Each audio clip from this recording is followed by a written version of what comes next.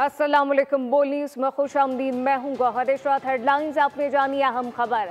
इस्लामाबाद से दुबई का फिजाई ऑपरेशन आज बहाल होने का इम्कान है। सिविल एविएशन हुकाम के मुताबिक यूएई ने अपनी फिजाई हुदूद बहाल कर दी है। इस्लामाबाद से कतर जाने वाली 2 परवाज़ें मनसूख कर दी गई थी। गुज़िश्ता रोज़ इस्लामाबाद से दुबई की मनसूख होने वाली PIA की परवाज़ें आज रवाना होंगी।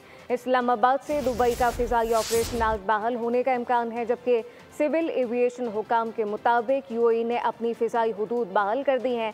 इस्लामाबाद से कतर जाने वाली 2 परवाज़ें मनसूख की गई थीं, जबकि गुज़िश्ता रोज़ इस्लामाबाद से दुबई की मनसूख होने वाली PIA की परवाज़ें आज रवाना होंगी। अपने नाज़रीन को यह अहम खबर दे रहे, इस्लामाबाद से दुबई का फिजाई ऑपरेशन आज बहाल होने का इम्कान है।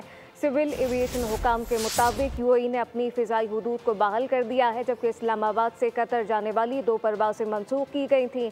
गुज़िश्ता रोज़ इस्लामाबाद से दुबई की मनसूख होने वाली PIA की परवाज़ें आज रवाना होंगी।